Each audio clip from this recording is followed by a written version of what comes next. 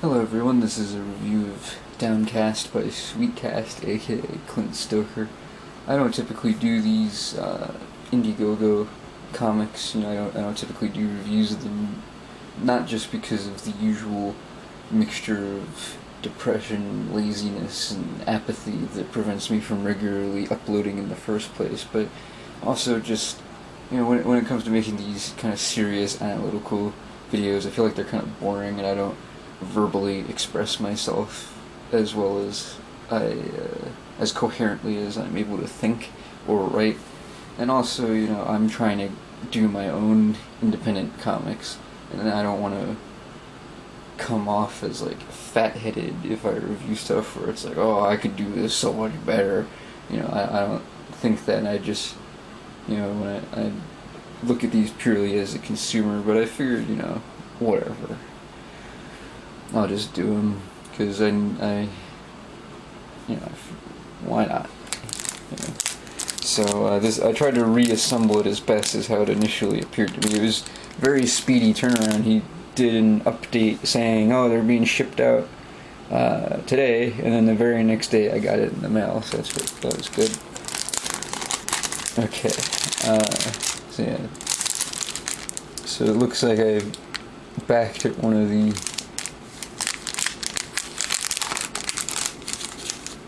other tiers here to get some of the bonus goodies, because particularly, and I didn't do research beforehand to double check myself, but I'm pretty sure that to get the print you had to do that. I'm not 100% on that, but this is a particularly striking image. That's why I wanted to get the print. It's very well done, and there's an interesting choice made where I don't know how well it comes off on the camera, but the character isn't actually like looking at the viewer. It's kind of off to the side, and that's one of those, like, usually they're looking straight at the camera, so it's just like an interesting choice to me. So I like this just purely as a piece of artwork, so I wanted to have the print of it. It's got a little trading card here. Good artwork there too. No stats on the back though. I got a sticker. I don't even know if I'm on camera with this. I'm not used to these videos. Bookmark. And I guess the two different covers here.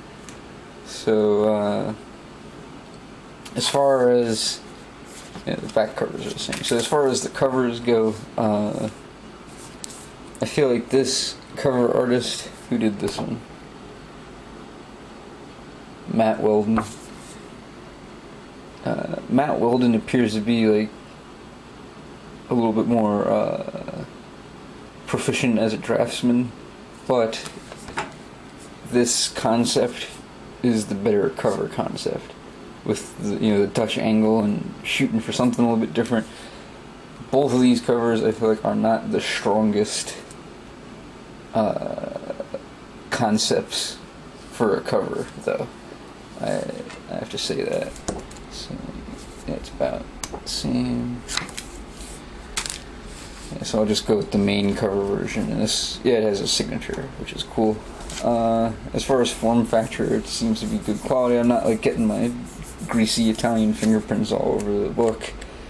The story was good.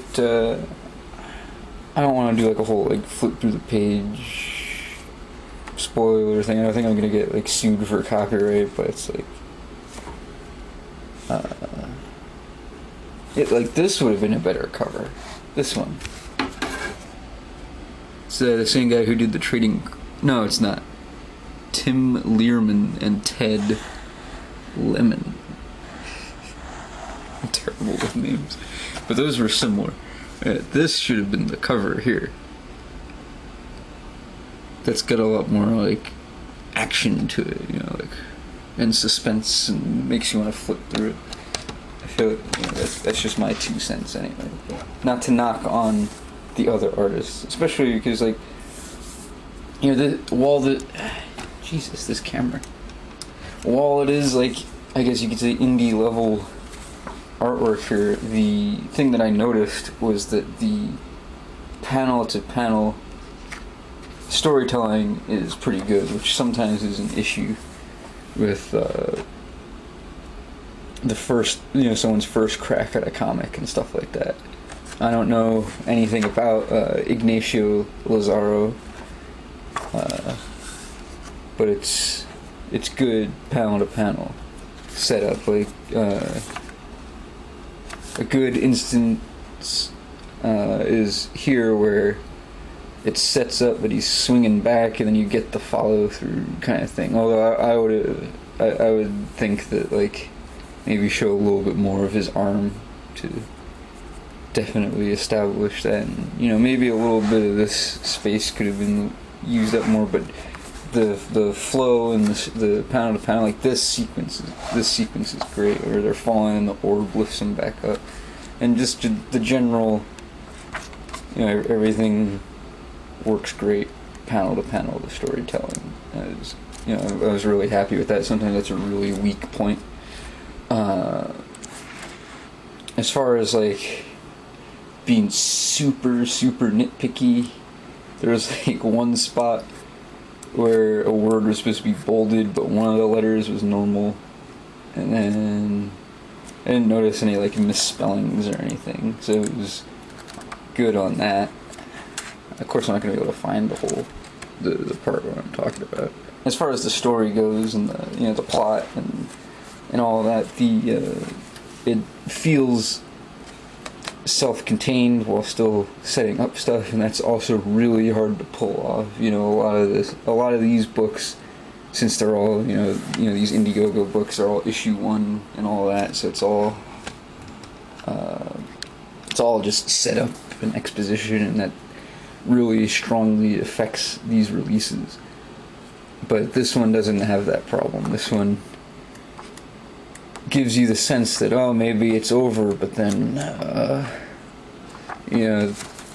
but no, you work for, we're gonna do this thing, and we still have the thing, and like, the bad guy's still. So I did get some fingerprint smudges on it. All right, well, that didn't happen most of the while I was reading it, but yeah, what the fuck was I saying? Yeah, the story works in this single volume kind of thing, which is really hard to do. I didn't catch how many pages, but I'm assuming it's like 48. It's kind of cool. It's got like this spot gloss on it. I like the way it feels. The cover, it's good, and the pages are good quality. This may be like a weird thing to say, but like the smell is kind of noticeable. Whatever ink they're using, I guess, is very strong, but nothing like came off of my hands or anything. I don't understand why the camera seems like it's like skewed one way. I don't know. I don't know if I want to get into like spoilery territory, but it was good. Some of the like there was a plot point here where the bad guy suggests that he knows that the police are gonna bust in, and then so I didn't understand that necessarily, because he seemed caught off guard when it did happen. So I don't know. So this whole thing where there was a plan to catch him that was established with the reporter guy, they never really set up that was going to happen either. They just kind of had a phone call, and then seemed to the two kids seemed to proceed independently. It's got some good there's the like the banter that's earlier here, like they do feel like they're siblings, and you got stuff like this joking around, and I get the impression that they're supposed to be a little bit younger, and I feel like the brother is supposed to be a younger brother, because while reading this, I've been so programmed by like the crappy SJW books. I'm like, he's kind of wimpy, she's being the stronger character, but then I feel like he's supposed to be younger than her, and he also still, sorry, that's off panel, he off screen, whatever. This is why I don't do this. That's why I don't do these videos. But but he does, you know, have his own input that is valued, and he sticks up for himself, and he actually kind of pulls her down from her high horse when she starts power tripping and stuff. So it is, you know, some people may have like a knee-jerk, like, oh, you know, this kind of reminds me of SJW shit reaction to him, but I think he's just supposed to be younger. You know, I'm not worried about it. I don't think it's like something like that. I don't know, I've been rambling for a little bit, and I don't know if I'm gonna get into like super plot details. I think the concept of like the floating city and the orb thing is cool. Well, and there are a couple other things that are weird that I just thought of. There's you know, like the brother's name is Jax, and you got other characters like, you know, Dugar and, you know, names like that, but then you also got Clement and Joanne, and it's like, that's a weird mixture to me of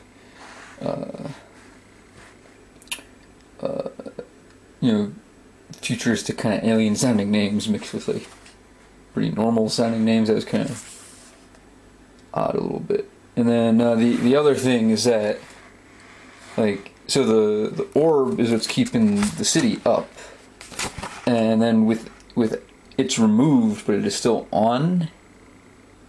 So the city doesn't fall out of the sky, but it also, you know, so it starts to like sag, kind of, instead of falling out of the sky. I guess because it's still on, but then where it's sagging isn't where the orb is. It's just kind of generally sinking in the middle.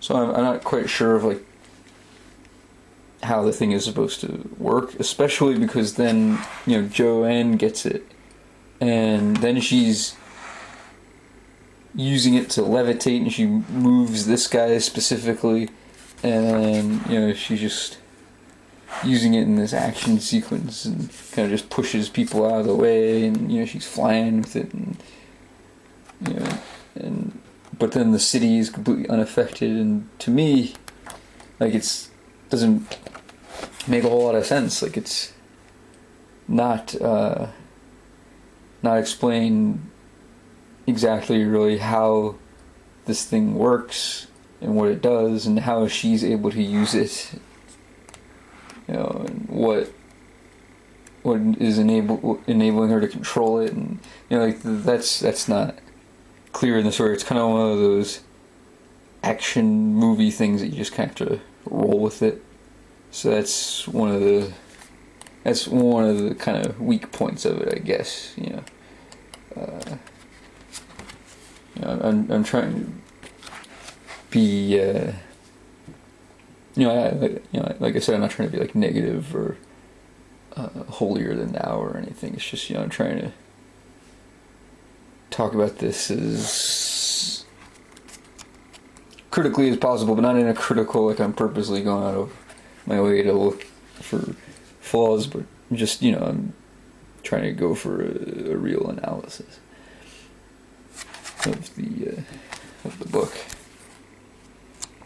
I'm assuming people watching this video are familiar with the campaign, where he kind of gives a synopsis of what it's about, so I'm not really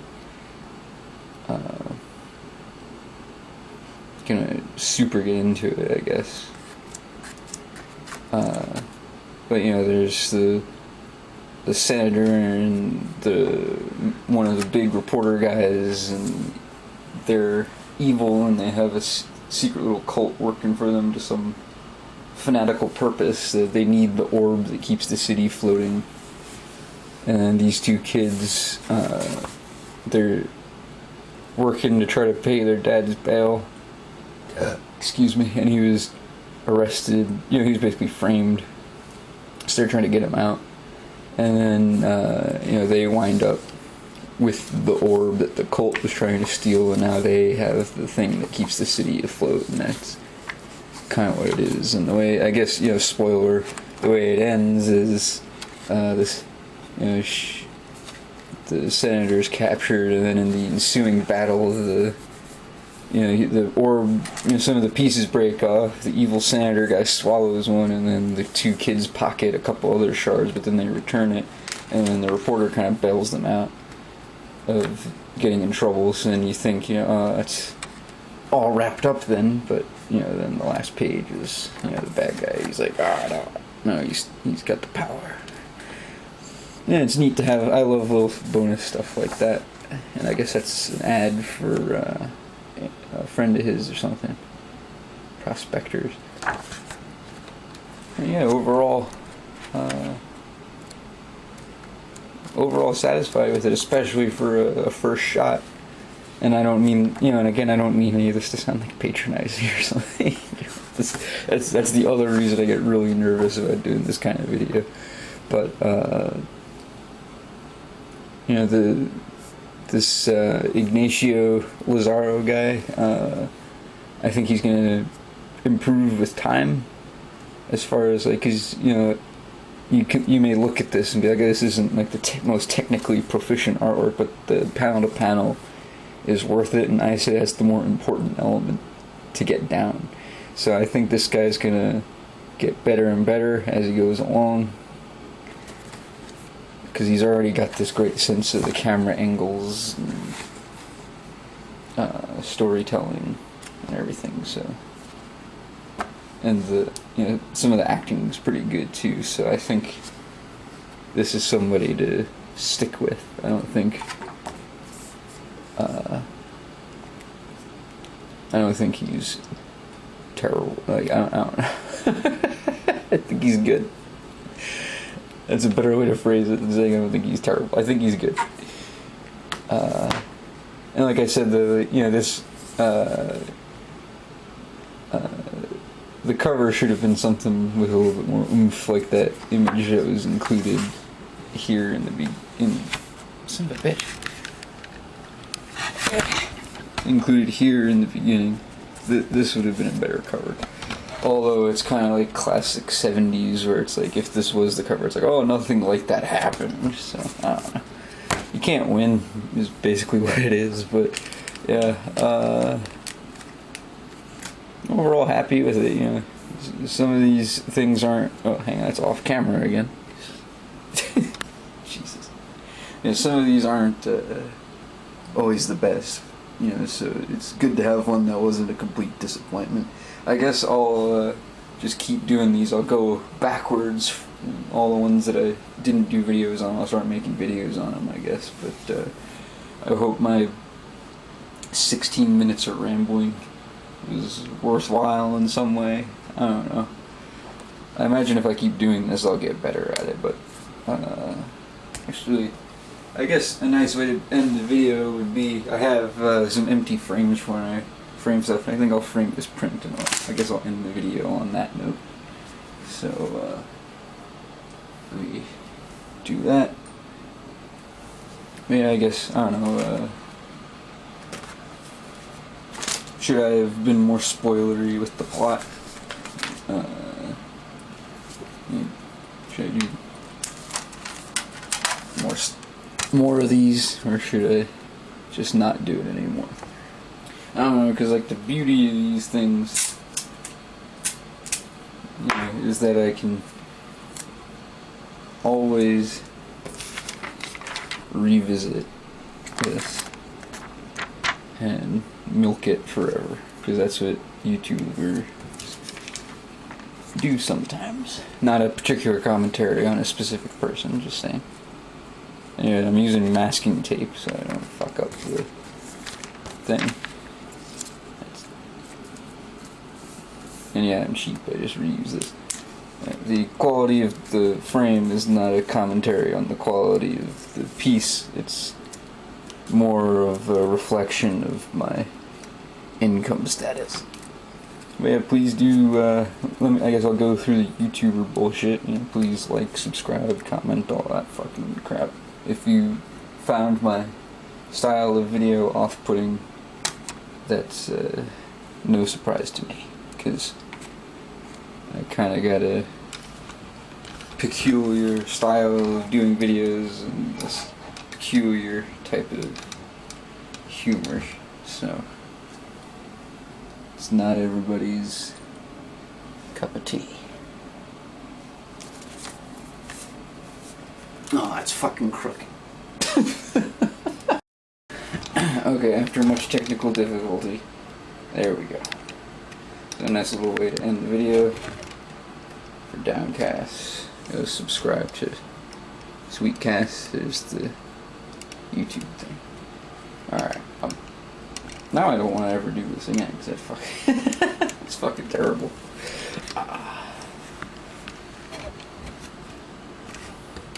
Alright, thanks for watching.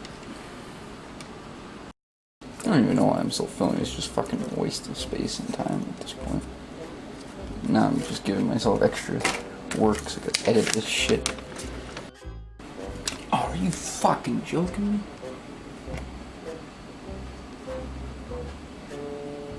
That's what I get for getting these fucking frames, man.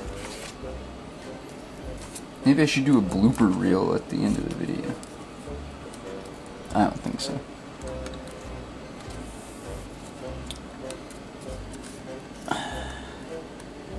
How much more fucking ignorant do I need to look? Jesus, I can't believe the fucking thing came off like that. You know, what a waste of $1. You don't often hear people say that. Ugh.